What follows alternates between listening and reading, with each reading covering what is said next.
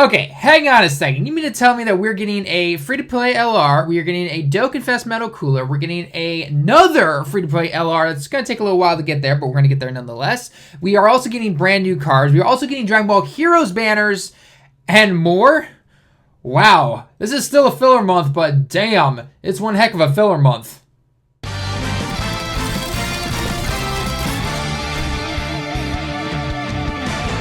What's going on, everyone? Talon back here, and today it is time to start translating a lot of Japanese. Let's get straight into it. There is a lot of stuff to go over that I know a lot of people are going to ask about, so without further ado, let's get into everything. And first off, why not? Let's start with the beast himself, the Extreme Int free-to-play Prime Battle LR Super Saiyan Vegeta, okay? So he's not Super Vegeta, he's just simply Super Saiyan Vegeta, as you can see by the kanji, Super Saiyajin Vegeta, okay? Now, what is he? What does he do? Is he worth it? All that fun stuff. Let's get straight into it. So first off, leader skill, Pure Saiyans category, Ki +3, attack, HP, and defense up 70%. He's just like the LR Trunks, except, you know, LR Trunks for the feature category, and he's for Pure Saiyans. He's going to be used a lot more, I have a feeling, especially if you don't have the Vegeta, or maybe you try to do more of a free-to-play team for some reason, or whatever the case may be. So that's really cool right there. Definitely excited to see that. In terms of his passive, it's good, but we're going to get into something that could have made it a little bit better. So, again, not complaining, I'm just stating some facts in terms of what happens here. So, anyway, his own attack goes up by 1,500. I don't know why they won't go into the percents on these free-to-play LRs. Like, seriously, come on. But anyway, 15,000 attack up, just regular, no matter what. 20,000 defense, so that's pretty cool right there. And after you have been attacked for 4 turns, okay, so it's kind of like LR Beerus, where after he got attacked and it was like for 6 turns or something like that, he got an attack and defense increase. Vegeta here is the same way, okay? So after he's been attacked, then for the next 4 turns, he gets an additional 15,000 attack. So basically, after you've gotten hit once, you'll have 30,000 attack and you'll have a 20,000 defense. Pretty good, actually, right? I mean, again, I know we always complain about the flat boost numbers compared to the percent numbers, but you have to admit, it sounds like, why not just make it a percent? I don't know. I mean, at least they are making it at least high. He's better than LR Goku by a long shot because he's not limited by facing against one opponent or facing against multiple opponents. And then also he will do 2 additional attacks right here. If I actually want to zoom in real quick. But this right here is the exact same kanji for his AGL counterpart, the SSG Blue Evolution, where he will attack twice after he does his first initial attack. However, neither of these attacks will be additional super attacks. So you'll get 2 normal additional attacks, just like SSBE. And then if you do get a 3rd additional attack or a additional super attack, you know that will be from the potential system. And since he's free to play, I'm assuming most of us will probably give him some additional attack at least, but we'll have to wait and see. In fact, actually, the more I think about it, the way this guy's going to be built, I would actually probably go something like a 9 additional 12 critical or even a 12 additional 9 critical, obviously with the level 5 dodge. And I'm going to get into that right now because the reason his links, oh boy, oh man, they are, unfortunately, he is not getting the same treatment that his son is getting in terms of when you're going against certain opponents. So, as you guys know, Trunks has the ability when facing off against 2 or more opponents to get a bunch of extra ki, attack and defense up, and he's basically built for Super Battle Road, right? He's okay on a normal type event, and if you know, depending on what kind of team you bring in, some support, he can do really well actually against just one guy. But it is unconditionally known that he is better when facing off against more opponents, right? He gets the bigger attack boost and all that fun stuff, okay? Vegeta here, his passive doesn't give him any ki. In terms of his links, no prepare for battle, no shocking speed. The only key link he really has, I believe, is all in the family or whatever the Vegeta family link is. So that's Ki +1 right there. And then rebirth. That's it. And again, unless you're running a pure rebirth team, like his best friends basically are going to be the Extreme Int Turles. But you know, if you have AGL, unless of course you're running an int team, you're going to run the AGL Turles, which does give him +3 ki, which is nice. So in that case right there, Vegeta won't struggle to get his 12 ki super attack. And we're going to go over the super attack in just a minute here, because damn, does it look beautiful. So you're going to get the 12 ki super attack, I think, like no problem, right? Yeah, unfortunately, it sucks he doesn't have prepare for battle, But then the biggest problem that you do come across, though, and no one can deny this, is getting his 18 key super attack.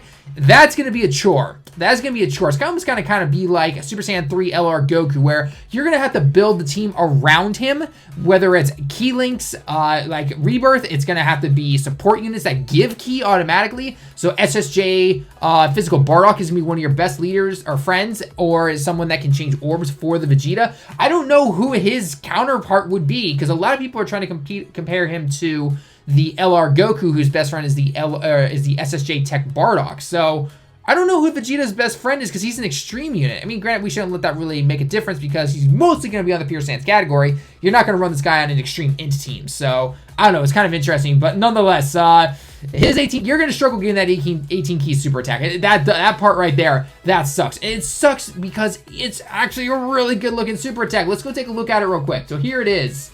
Here is his 12 key, and here is his, wow, that's really loud, actually. There we go.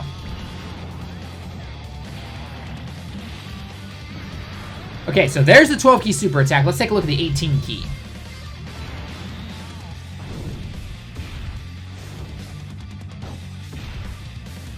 Nice.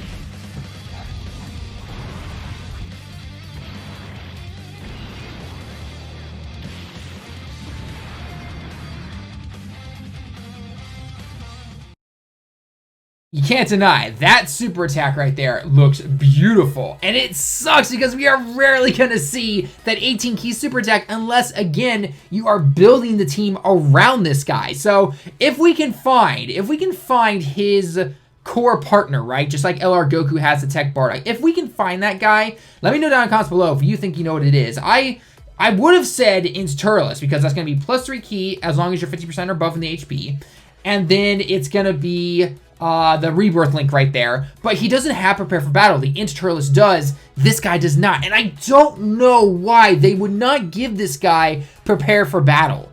It just, I don't know. I don't know why they refuse to do it. It's just like they think that by giving this prime free-to-play card Prepare for Battle, he's too good all of a sudden. So it's like, no, you are giving him a +2 key link. Why? Why would you guys refuse to give it to him? So I don't know the reason is, but whenever we do find his best partner, that will definitely help him finally get that 18 key super attack. But until then, if you do not have that best partner, or you are not building a team around this guy, you are not seeing the 18 key super attack unless the key just works out beautifully for you. So that's the only downside I have with the guy. I'm still going to rainbow him, obviously. Got to show him off and everything. I'm assuming it's dropping this week if I had to take a wild guess. We don't know, actually, because if you're on the DBZ space, they've gotten smart now when they release these event things where they don't tell us the end date on them. So I'm assuming probably Thursday or Friday Japan time this upcoming week. We'll have to wait and see. So let's move on to the next one, and that is a Dokkanfest Metal Cooler. So I was actually wrong on this, and I'll admit it. You know, we're getting a new Dokkanfest card. It's a Metal Cooler, which is kind of weird since we just got the Cooler Army LR. But hey, I guess you can run them on the same team now.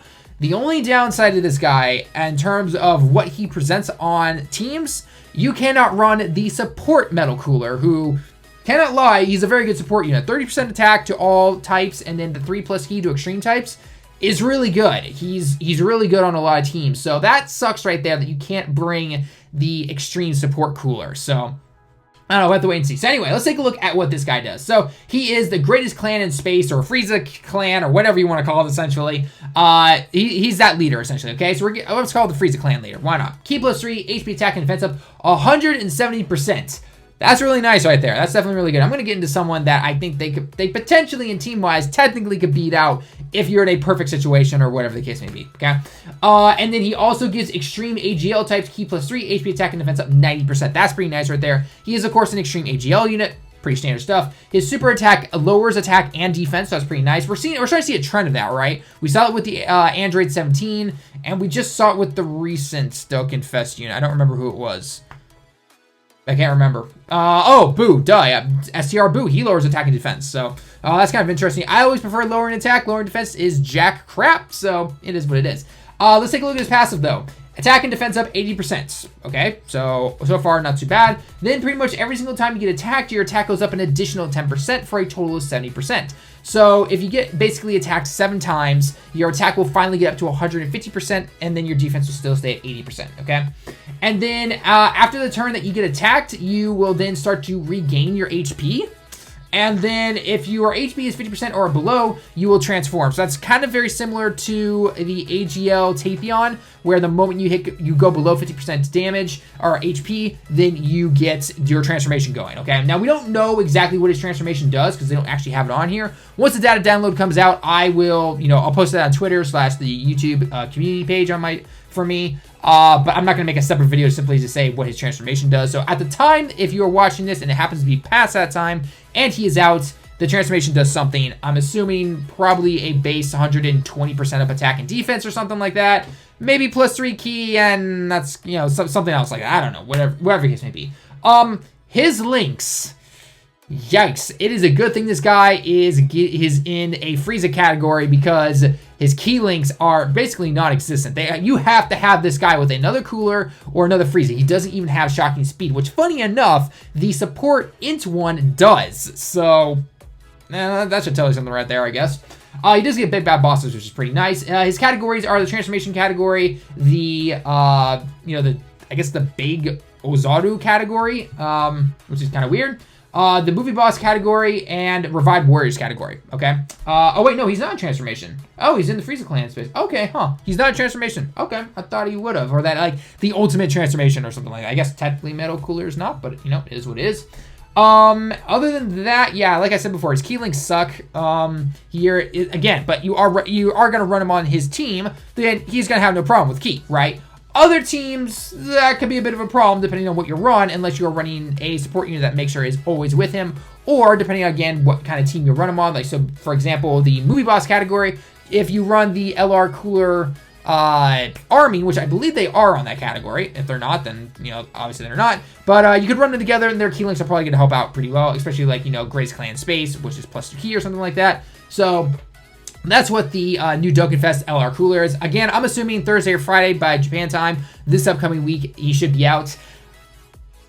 I am probably going to be skipping this banner. I mentioned this in a video earlier, a couple weeks ago, but as you guys know, I'm finishing up my student loans, and I've been saving up stones. I've got 130 in my box right now, and I'm not touching this. I'm honestly, as fun as this would be, I personally am not going to go for it. I will take up my friend's account, though, like I do sometimes for side videos, and I will definitely show this team off, because it does look like it could be a fun team, obviously. In a perfect situation, this team, because Big Bad Bosses technically should always be activated if you're on a perfect event that is not always keeping you above the 80% health. Anytime these guys start entering Big Bad Bosses, technically, they are actually better than the representatives of Universe 7 category. Because again, Big Bad Bosses is 25% attack and defense. Obviously, representatives of Universe 7 have like the LR and everything like that. I know all that. I know someone's gonna freak out in the comments and be like, "What are you talking about, Talon?" That's not the case though, okay? So again, and then some people are also thinking we're gonna get an LR in the middle of the month. We all thought that with Boo. I don't know. Hard to say if we are going to, but nonetheless, we could. But anyway, so that's the new Dokkanfest Cooler. Let's move on. I'm going to go through all the super attacks afterwards, okay? Next, we're getting an SCR Super Piccolo from, again, the same era. He is a nuker leader. For every strength orb that you obtain, you get attack up 33%. I don't know why they're doing this. I'm guessing it's because of the punching bag event thing, which I've basically given up on. I got through halfway through those missions, and I can't get hit the other ones. I'm just like, nah, I don't really care for it, so... he is an AoE unit, though. He has a rare or a Tokidoki chance to stun, so that's, I'm guessing, a 35%, 40% chance to stun or something like that. So it's better than Marani, which is a rare chance. So Tokidoki basically translates to sometimes, but nonetheless, he attacks all units, which is pretty cool. Passive skill, own attack and defense up 100%, and if you're facing 2 opponents or more, key +6, and an additional attack and defense up 30%. Again, perfect for World Tournament right there. He's going to be pretty good if you are running the Super STR. In terms of key links, though, nothing too great. Nothing that you would usually expect. Not even shocking speed, which is kind of weird. But, I mean, it doesn't matter, though, right? You're going to bring this guy into World Tournaments. He's going to be key self-sufficient, and you're basically good to go. So if you're running Super STR or a Super Team, we finally have one that's not the villains, because villains definitely get that a lot more than usual, okay? Moving on to the final new card that we, of course, know most of the details for is, of course, a new Tech Super Vegeta, or Super Saiyan Vegeta. He is a Tech Nuker, so just like the Piccolo. His passive skill is pretty cool, actually. Own attack and defense up 100%. If your HP is 80% or below, you get an additional 20%. So that's 120% attack and 100% defense. And if your HP goes below 50% damage, or 50%, then you get an additional key plus 2 and attack up 50%. So you get 170% up in the attack and 100% in the defense. And by the way, when you're 80% or below, it is an additional key plus 2. I just simply forgot to read it right there. So technically, if you are ever 50% HP or below, you're going to have attack up 170%, a defense up 100%, and key plus 4 right there. So you're already at basically, you know, 10 key already. So that's pretty nice right there. Not to mention he does have Prepare for Battle. So as long as you're running him on a sand team and he's in the pure sands category, yeah, he's pretty good. He'll obviously not be a Dokkanfest exclusive. He'll be in every single banner after this. Same with the Piccolo. Metal Cooler will be the only one that's going to be a Dokkanfest exclusive. So if you miss this guy or you decide not to go for it, it's absolutely not a big deal. Like I said, I'm skipping it. I'll use my friend's account to show off the team when he probably rainbows them, would be my guess. I don't know, but we'll have to wait and see. And then finally, Vegeta does have a high chance to stun the enemy. Okay, that's pretty cool. Okay, so let's go and take a look at the super moves real quick, and then we'll go into some last little stuff, and then we'll end it there. So, all right, so here's Piccolo's first. Okay, now I believe this is his UR form. This is not his TUR form. This is his TUR.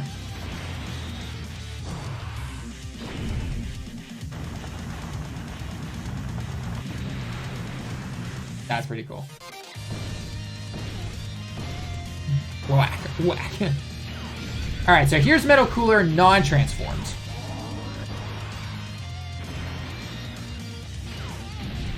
Ooh.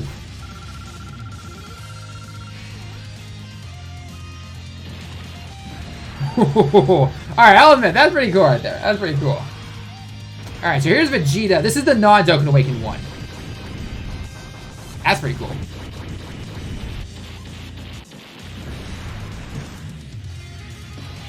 All right, Cooler's transformation for what, you know, once you get below 50% HP.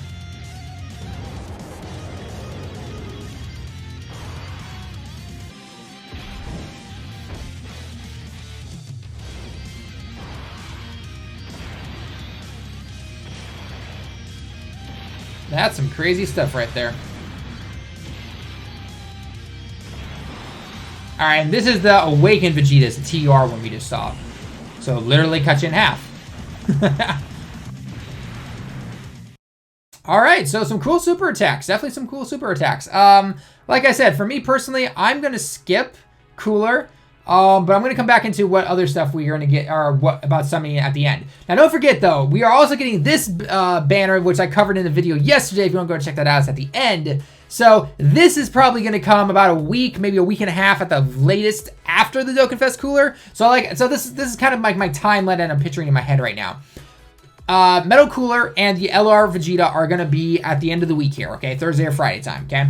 Next week or the following week at the very latest, we will again get the Dragon Ball Heroes banner. And then we are also, again, by the way, this is the event for the Metal Cooler. It's going to be coming soon. LR Vegeta right here, as you guys know. Again, he's a Prime Battle unit, so all free-to-play units. And then the Metal Coolers event seems to be getting a little bit of an overhaul. There seems to be some kind of new SSR character we can go ahead and get. I don't know what it is, though, so we'll have to wait and see. Maybe these guys get a Dokkan Awaken as well. Not really sure. We'll have to wait and see. And I believe that is it. Yeah, that's it in terms of the information right there. So, all right. So, then the last thing to go over, which unfortunately it was removed from DBZ Space for some reason, but at least in the news right now on the game itself, you're going to be seeing the screen of my phone right now, is basically we have the, looks like a new Dragon Ball category, or the Seekers of the Dragon Ball category, however you want to translate the kanji directly. But essentially, it looks like we potentially are going to be getting that LR, what was it, Master Roshi, Krillin, and Goku, because as of right now, or very, very soon, we are going to get a new story event which has an SR Kid Goku, and his category is the Seekers of the Dragon Balls, key plus 1 HP attack and defense up 20%. And then you're going to Dokkan Awaken a bunch of times. Now, what is supposedly coming within the next few days is part 1 of the story. And if you go down to the bottom, it tells you that you are only going to be able to Dokkan Awaken the part 1 or for part 1, you'll Dokkan Awaken to an SSR. So SSR Made Dokkan Awaken, okay? Then whenever part 2 comes out, we'll then Dokkan Awaken him to a UR/TUR probably. And then finally, or I guess technically, no, that'd be the TUR, because when you're at the SSR, you're just awakening them. You're not Dokkan Awakening them. So this stage, we're going to get him up to UR status, essentially, probably. I'm guessing. Again, just take a wild guess here. And then part 2 is going to get him up to TUR. And then the third stage, or the third time that this comes around or gets updated, we'll then get an LR. You know, he'll Dokkan Awaken to an LR and everything like that. Now, I don't know what the rates are going to be in terms of trying to farm this guy. I'm assuming decent. I don't know if there's going to be a category or something like that that will allow us to farm it up better. But basically, get this guy all 4 paths unlocked. Well, actually, I take that back. You're going to have to get him up to SA10. And you're going to have to take 4 additional ones of him, because an SR cannot get thrown into the ability system. You're going to have to take a SSR version of him into there. So you're going to have to Dokkan Awaken 4 other ones and then throw them into the ability system right there, okay? And then for whenever parts 2 and part 3 come out, again, we have absolutely no idea at the time of this recording. We will then get that. We have no other information on the stats of him, what he's going to do, anything like that. And these cards can drastically change from an SR form all the way to an LR form. Just look at Great Saiyaman 1 and 2 LR. So, I mean, we can kind of get an idea of what they could potentially do, but again, they can also add stuff and take away things. We'll have to wait and see what's going on. So, I don't know, again, who would be in the category for this. It's definitely be interesting. But hey, another free-to-play LR, right?